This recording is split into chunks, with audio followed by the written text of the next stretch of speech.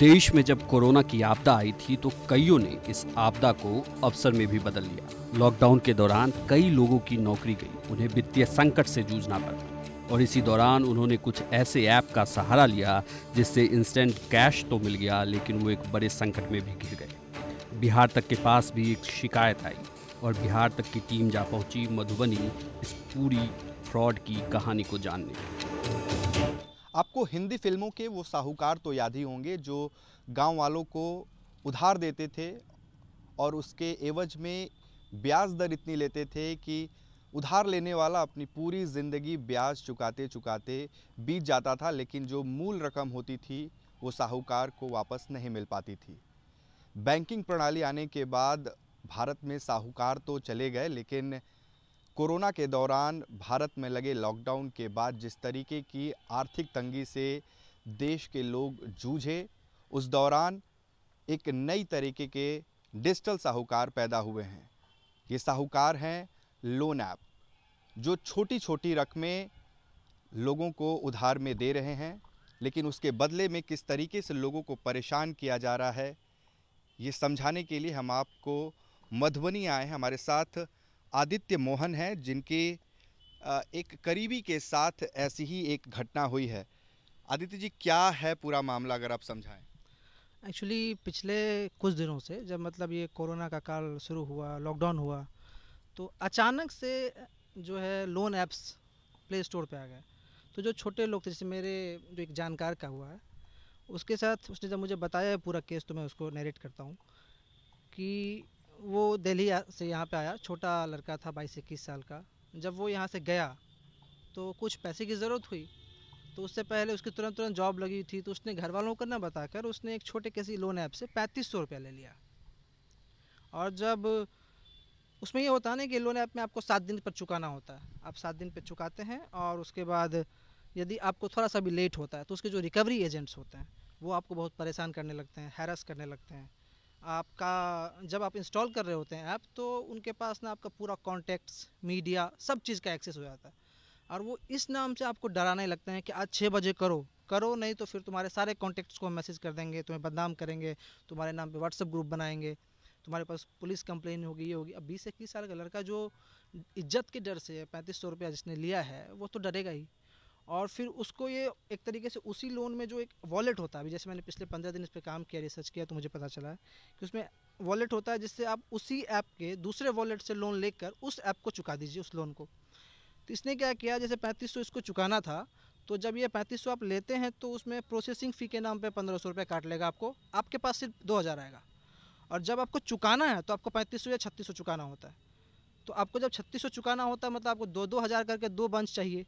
इसका मतलब एक लोन को चुकाने के लिए 1 सप्ताह बाद आपको 2 लोन से लेना पड़ेगा। पिछला लोन तो चुक जाएगा, लेकिन 2 नया लोन जिसमें 3500 है वो आप पे चुकाना पड़ेगा, 7000 हो गया।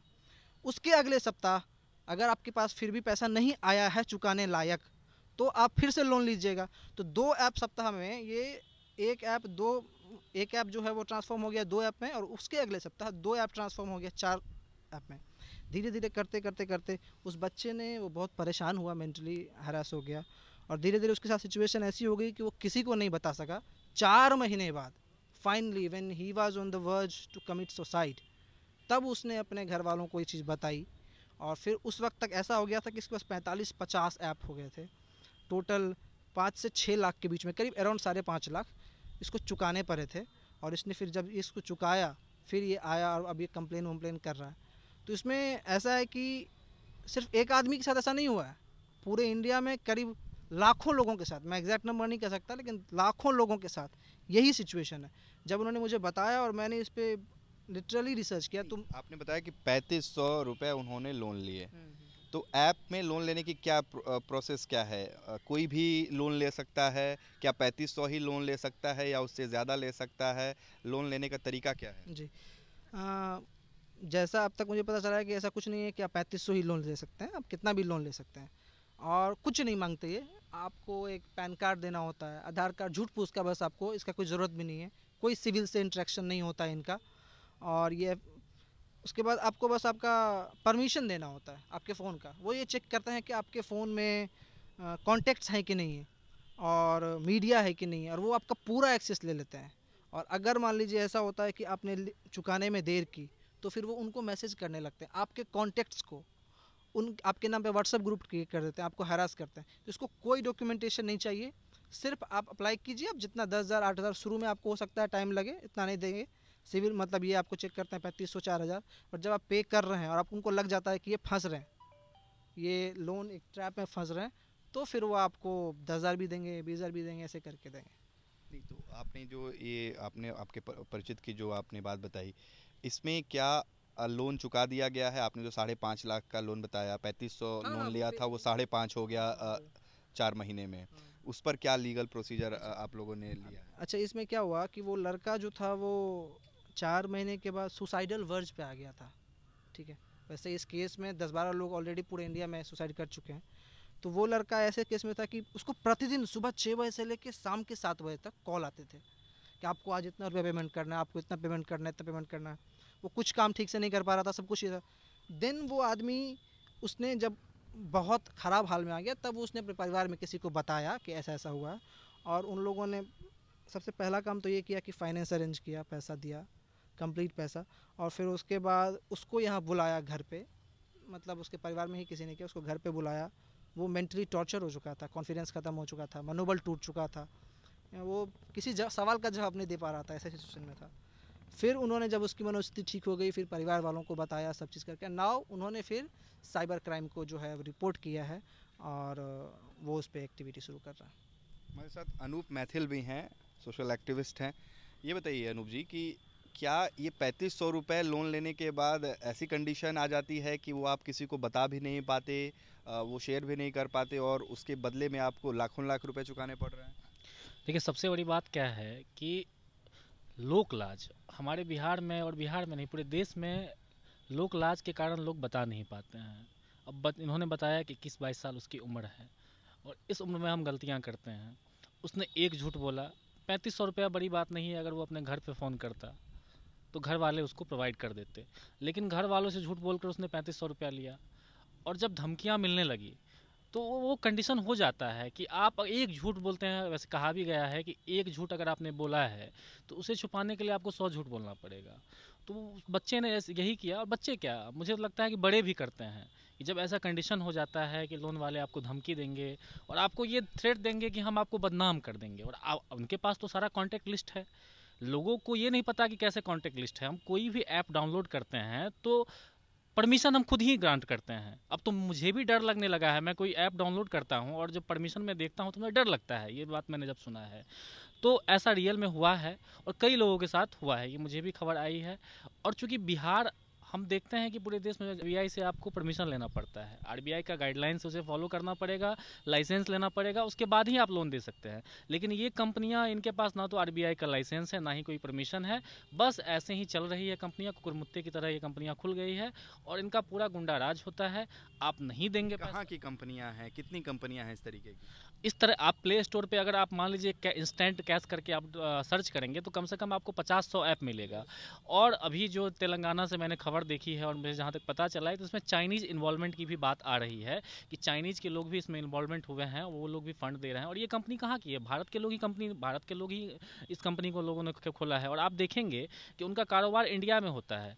आप प्ले स्टोर पर जाएंगे, कुछ ऐप डाउनलोड करेंगे तो रेटिंग आप देखेंगे तो बहुत अच्छा रेटिंग मिला हुआ है, कहीं भी कोई कुछ कंप्लेन नहीं है। मतलब वो फर्जी रेटिंग उन्होंने कराया हुआ है, फॉरेनर लोग उसमें रेटिंग कर रहे हैं। तो कहीं ना कहीं विदेशी लिंक है इन ऐप का। वो लोन बांटते हैं इंडिया में, लेकिन आप रेटिंग में जाकर देखेंगे तो कहीं ना कहीं विदेशी जितने भी फॉरेनर नाम आपको, अमेरिका से उनको अच्छा रेटिंग मिला है, चाइना से उनको अच्छा रेटिंग मिला है, लंदन से उनको अच्छा रेटिंग मिला है। तो कहीं ना कहीं मुझे ऐसा लग रहा है कि विदेशी इन्वॉल्वमेंट है और हवाला का पैसा इसमें जो है इस्तेमाल किया जा रहा है। आपको क्या लगता है कि किस तरीके की ये जो क्राइम है इसको आप किस तरीके से देख रहे हैं?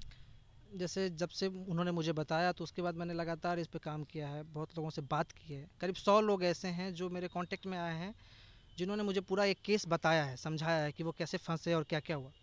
एक चीज़ जो मुझे अब पूरा कंफर्म हुआ है कि ये सिर्फ एक फाइनेंशियल स्कैम नहीं है, इसमें बिल्कुल चाइनीज़ इन्वॉल्वमेंट है।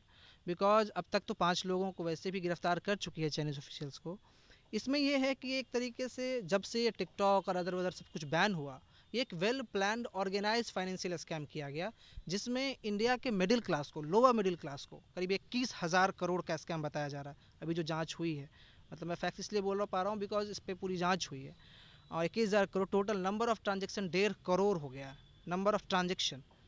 और जो आप प्ले स्टोर पे अलग अलग ऐप्स को देखेंगे तो करीब 10 से 15 लाख लोगों ने इसको डाउनलोड किया हुआ, और जिसने भी किया है वो या तो फंस चुका है या वो 1 महीने बाद फंसेगा, ये श्योर है।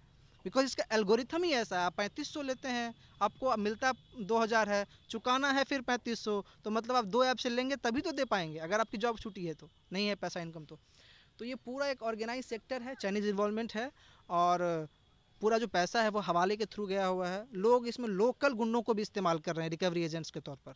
जो ये लोग हैं, करीब 150 ऐप हैं, करीब टोटल 15,000 लोग काम करते हैं या उससे ज़्यादा काम करते हैं इस पूरे सेक्टर में। और अचानक ये सिर्फ 6 महीने में हुआ है, 6 महीना भी नहीं कह सकते, 6 महीने में हुआ है, उससे ज़्यादा नहीं हुआ। और लोग करीब 10 लोग ऑलरेडी पूरे ऑल ओवर इंडिया सुसाइड कर चुके हैं। मैं ऐसे लोगों को जानता हूँ जिन्होंने 15,000 लिया था, बहुत अच्छे फैमिली से हैं, उन्होंने 9 लाख रुपये चुकाया है।